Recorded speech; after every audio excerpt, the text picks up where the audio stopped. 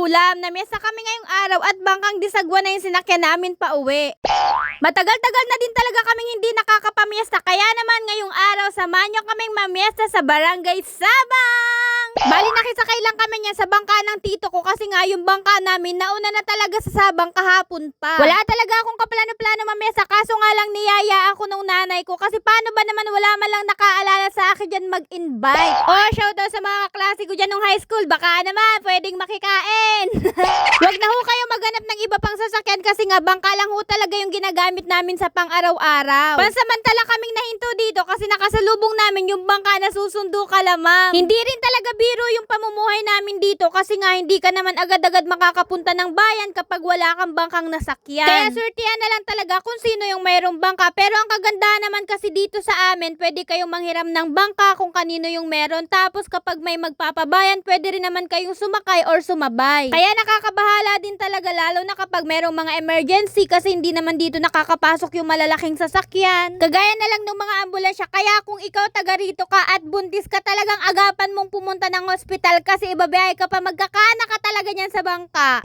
Bale, dito na kami sa Sabang at dito na kami dumiretso kalatian ni Re. Pinsan siya ng nanay ko at doon naman siya lumaki sa barangay namin, kaya marami din talagang taga sa amin na pumupunta dito tuwing piyesta. Grabe, nagulat nga ako kasi tuwang-tuwa sila nung makita na ako na para bang kung sino na ako. Isa lang naman akong feeling vlogger at feeling sikat. Ang tagal ko na rin talagang hindi nakapunta dito, kaya siguro nagulat sila kasi nagvo-vlog na yung batang sipunin dati. Dumiretso agad ako dito sa ref nila para siguraduhin kung meron silang buko salad. O, diba ang kapal ng pagmumukha, pero itong saging na prito agad yung una kong nilantakan. Shoutout po kay Ate Rachel. Sana po sumikat siya. Hello guys! Pumunta na rin ako dito sa kusina nila para malaman ko kung ano yung ibabalot ko mamaya.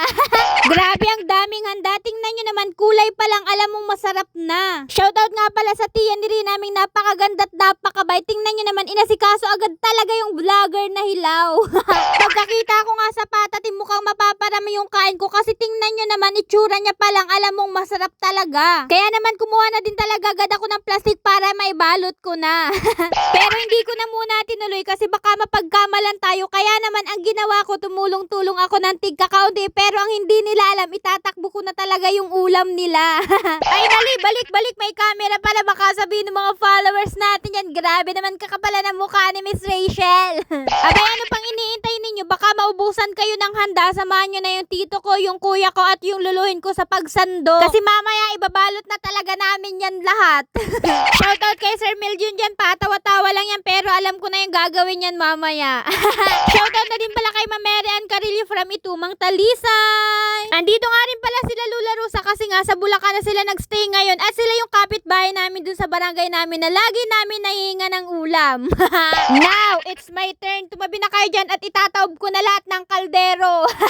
Bahala na kayong magutom dyan dahil ang sasarap ng kakainin ko, kaya buti na lang talaga sumama ako sa nanay ko. Narealize ko din kasi nabihira lang din naman ako makauwi dito sa probinsya namin, kaya naman sinulit ko na talaga yung paglalayas ko. Walang halong biro pero super duper sa sarap ng pagkaluto ng ulam nila, kaya hindi ako papayag na hindi ako makapag-take out nito mamaya pag uwi. At syempre hindi natin pwedeng palampasin yung pa-dessert nila. Ang saya-saya ko kasi ang sasarap ng mga pagkain hinain nila sa amin, pero mas masaya ako nung nalaman kung sinusuportahan nila yung pag-vlog ko. Grabe, nakakataba talaga ng puso kasi bukod sa inyo at sa pamilya ko, meron din palang ibang pamilya na grabe yung suporta sa mga ginagawa ko. Kaya sana magtagumpay tayo dito para masuklian ko yung pagmamahal at suporta na binibigay nyo sa akin. Pagkatapos kong abusugin yung mga bulate ko at makipagbutugan sa kanila, niyaya ko yung tita ko na pumunta dito sa dagat kasi malapit lang ito sa kanila. Shoutout nga pala sa tita Rosel ko na sinamahan ako kasi kahit super duper init talaga pinagbigyan niya ako kasi bihira nga lang daw ako makapunta dito. As in, ngayon na lang talaga ako nakabalik sa dagat na to. Gusto ko nga sana diyang maligo kaso grabe na ang init, ang lanit-lanit na din sa balat kasi naalala ko nung mga bata pa kami, tuwing fiesta talaga dito pag bisperas andito na kami tapos kinaumagahan naliligo talaga kami dito. Nakaka-relax lang din talaga kapag ganito yung nakikita mo tapos sariwa pa yung hangin, talagang ang sarap-sarap mabuhay. Ang sarap-sarap naman talagang mabuhay kasi magagawa mo yung gusto mo, masusubukan mo yung mga bagay na hindi mo pa nagagawa, pero kapag dumadating talaga tayo dun sa punto na ang lungkot-lungkot na, ang dami ng problema, parang gusto na natin sumuko. Pero hindi tayo pwedeng sumuko kailangan natin yung harapin, kailangan magpakatatag tayo kasi party na yun ng buhay natin.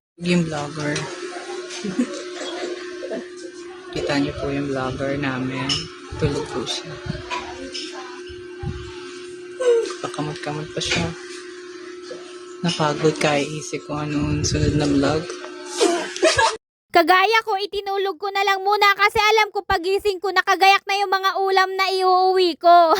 By the way, hindi na nga pala kami pumunta pa sa ibang bahay kasi nga ang layo pa nung sentro dito tapos grabe ang init. Dito na lang kami nagstay kalatiya kasi nga paldo naman na sa ulam tapos yung ate ko na lang yung pumunta sa sentro kasi may inasikaso din sila. Kita nyo naman din siguro na nagbabalot na dyan yung nanay ko. Tingnan nyo naman, ang dami naming ulam. Oh, paldo!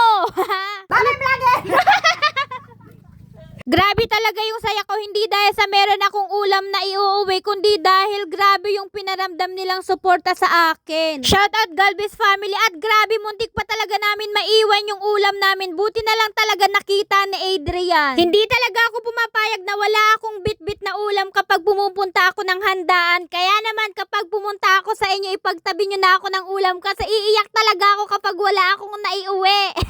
Pauwi na nga pala kami ng mga oras na yun at tingnan nyo naman, hibas na talaga. Bali magbabangka na kami dyan, yung disagwan lang kasi nga yung sinakyan naming motor kanina mamaya pa ang uwi nun. Ito yung bangka na sinasabi ko sa inyo na kahapon pa andito na sa Sabang kasi sinakyan ito ni Lolo Pio. Buti na lang talaga kasama namin si Sir Miljon kaya hindi ako nakapagsagwan dyan. Kaya ayan, tamang kain lang ako ng buko salad na tinake out nila. Dalawang klase kasi yung sinasakyan namin dito pero pareho siyang bangka. Yung isa kasi pag nilagyan na natin siya ng makina, motor na yung tawag namin. Tapos kapag walang makina, ganito siya, disagwan siya. Mabilis lang naman siyang gamitin kasi nga ikakaibot mo lang siya sa tubig. Sa una mangangalay ka talaga pero pag tagal-tagal masasanay ka rin. Hibas na nga ng mga oras na yan kaya naman napalayo yung likaw namin. Grabe busog ka nga pero magugutom ka rin naman pag uwi kaya hindi pwedeng walang take out kapag ganito kalayo yung pupuntahan mo. Sa tinagal-tagal nga ngayon na lang din talaga ako nakapamiesta. Pagsapit kasi ng buwan ng July, sunod-sunod na yung fiestahan niya. Sa una sa Sula, sunod sa Sabang, sunod naman sa amin at opo wala kaming handa kaya wag kayong pumunta. Bali naabutan nga namin dito yung kabarangay namin. Aba, tuwang-tuwa kasi nakalimang bahay daw sila. Ay, paldo!